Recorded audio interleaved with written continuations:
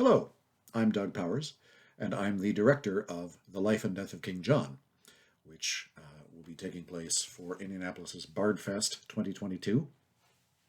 And I want to talk a little bit today about why I think some of the reasons may be that King John is not produced more often. As far as we can tell, it hasn't been produced in Indianapolis ever, um, and certainly not in the last several years. And it's a relatively small number of people who even know that this play exists in the Shakespeare canon.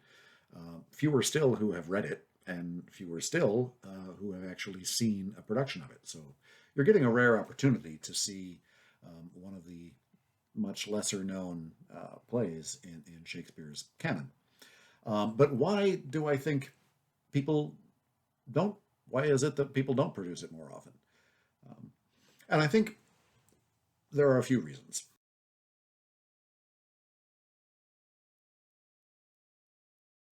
The first is I think it comes down to a set of expectations. Um, if you go into King John expecting it to be like the other history plays, you're bound to be disappointed because it is quite different. Um, the analogy I like to use is if you at a restaurant and you're conversing with a friend and you place your drink order and you order an iced tea and you go back to your conversation and you forget that you've ordered an iced tea and you think you've ordered a Coke. When it arrives and you take that first sip, you're going to think it tastes horrible because you were expecting a Coke. No matter how much you love iced tea, it doesn't taste the same as what you were expecting. Um, and I think with King John, it's much the same way. If you expect it to be like the other history plays, it's going to initially leave a bad taste in your mouth um, because it is in many ways quite different. And we could go into the ways in which it's different, but that would make this a much longer video. Um, just come see it and you'll see for yourself. But I think the key is just to let it be what it is and let it wash over you and take you along with it instead of digging in your heels and expecting it to be like a one of the many Henrys or even Richard III or Richard II, which is also in this year's Bard Fest, because it's just not. So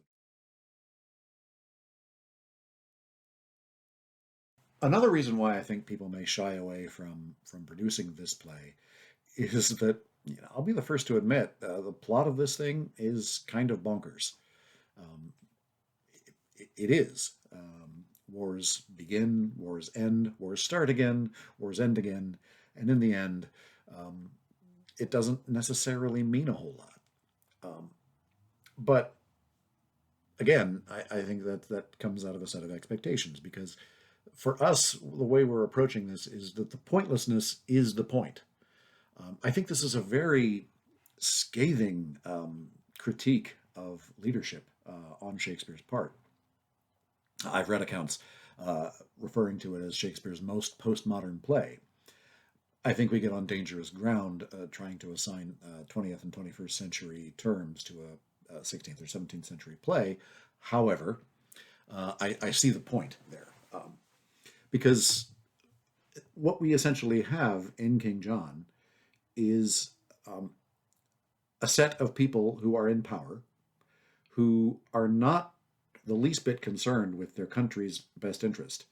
They're not even concerned with their own personal long term best interest. They are concerned only with their own personal and immediate term self interest. They're chasing shiny objects the entire time. And as a result, there's on the surface seemingly no sense to the events that happen. Um, but I think that is itself the critique of power that Shakespeare is making. Um, Modern examples abound, I'd say, of people who are only after their own immediate term self interest instead of looking after the good of the country they're supposed to be leading.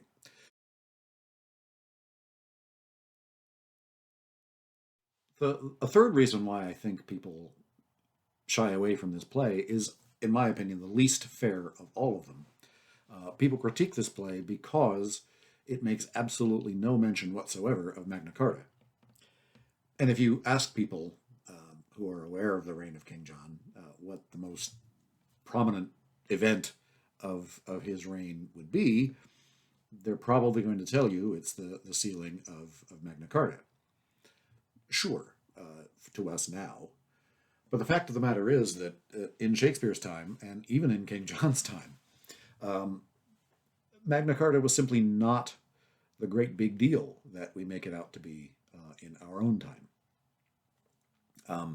It was, in effect, a peace treaty between John's rebellious barons and John.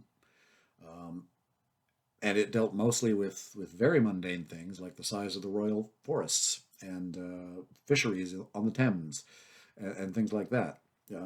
Very little to do with uh, personal liberty. And if people can level the critique at the United States Constitution that it was only really providing initially only providing freedoms to landed white men.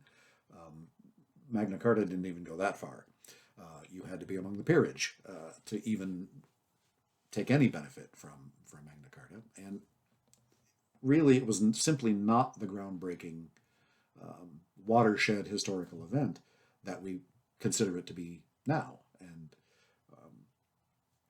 it also, as a peace treaty, didn't even last really long enough for the ink to dry before both sides had violated it. So it simply wasn't, there's no great reason why Shakespeare would have mentioned Magna Carta, because um, it wasn't considered as highly as we consider it now. That's a much more modern idea, and I dare say has a lot of its origin on this side of the Atlantic, to consider Magna Carta as highly as we do in our time. So really, for Shakespeare, there would have been no particular reason for him to mention it. He does, in this play, sort of downplay the extent of the baronial rebellion, and one can perhaps forgive him for doing so when members of the current peerage and the current holder of the crown would very well have been in the audience. Maybe it's not very politic to lean into just how extensive the baronial rebellion was. So he does downplay it, and that just makes it even less likely that he would bring up Magna Carta, because it existed as a peace treaty in that revolt. So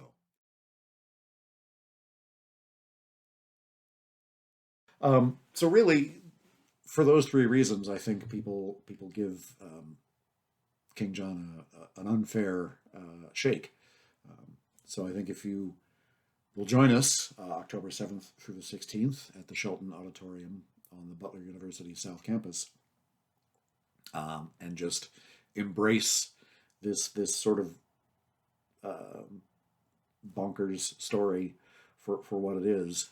It's funny, it's gut-wrenchingly moving, it's very clever, and it's really interesting, and I think has some tremendous speeches in it, some tremendous characters, and I think you'll appreciate it for being the hidden gem that I consider it to be among the Shakespeare canon.